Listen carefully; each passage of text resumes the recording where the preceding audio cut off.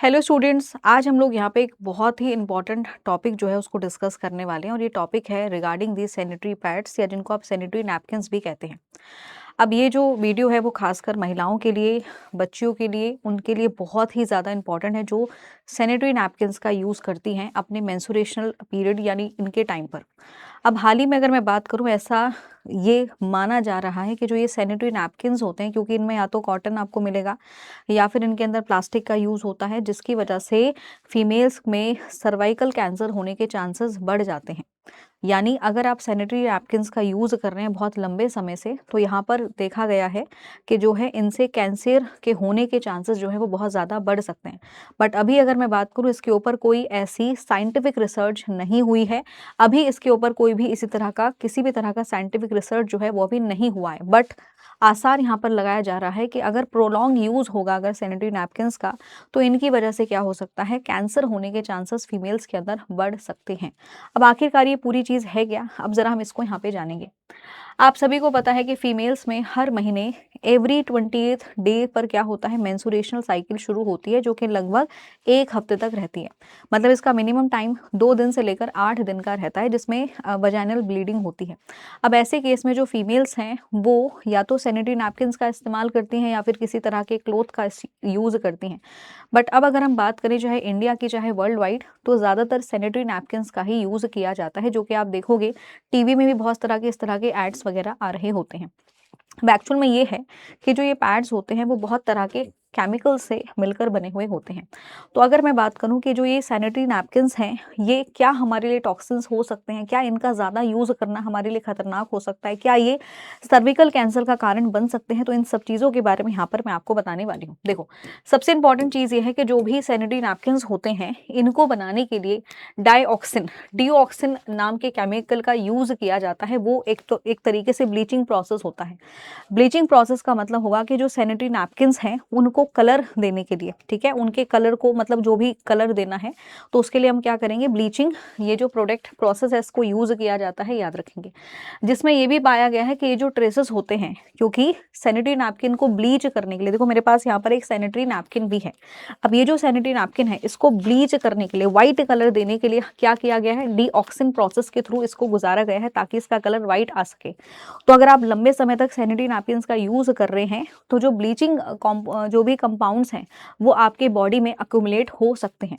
साथ के साथ यहाँ पर पैलेथेलेट्स का यूज़ किया जाता है। पैलेथेट्स की बात करें तो ये एक तरीके से प्लास्टिक के अंदर पाया जाता है, और ये प्लास्टिक के अंदर क्या है, एक तरीके से चिपचिपा पदार्थ है, जो कि अगर मैं बात करूँ यहाँ पर, ये जो पीछे का एरिया यहाँ पर ये लगाया जाता है ताकि ये जो है आपका जो नैपकिन है वो आपके जो भी आपकी पैंटीज वगैरह है उससे पूरी तरीके से अटैच हो जाए।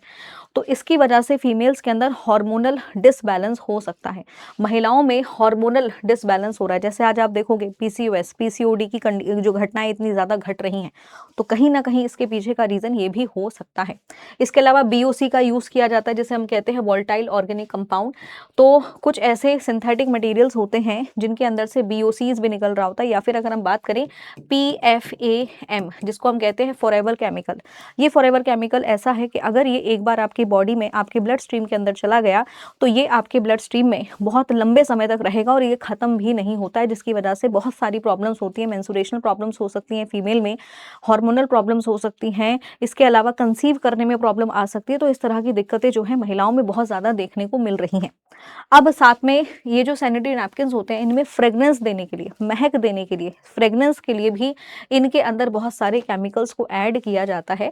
और कभी कभी इन फ्रेगनेंसेस की वजह से, इन डाई की वजह से बहुत सारी फीमेल को उनके रिप्रोडक्टिव पार्ट में बहुत ज़्यादा रैशेस, ईचिंग, इस तरह की प्रॉब्लम्स हो जाती हैं।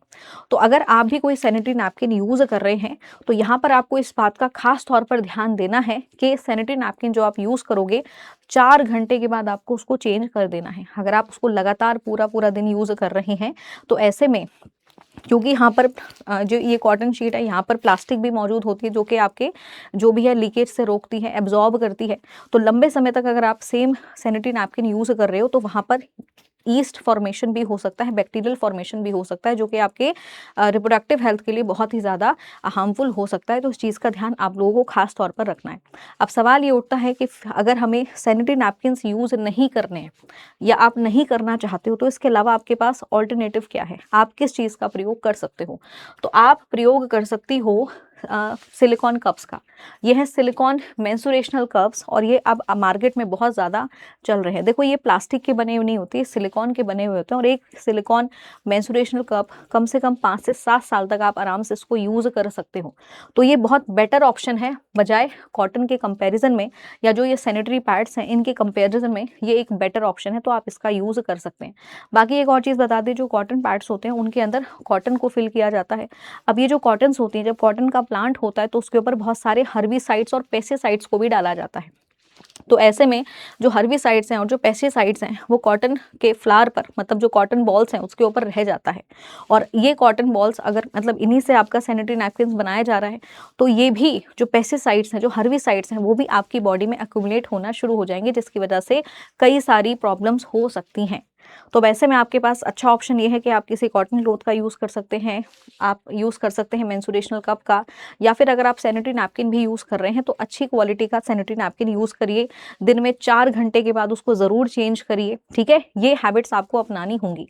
साथ के साथ आजकल पीरियड पैंटीज़ भी आ रही हैं, आप उनका भी यूज़ कर सकते हो। तो ये सारी चीज़ें अगर आप करेंगे तो आपकी बॉडी में आप लंबे समय में जो है इस तरह के केमिकल्स के एक्सपोज़र से बच पाओगे।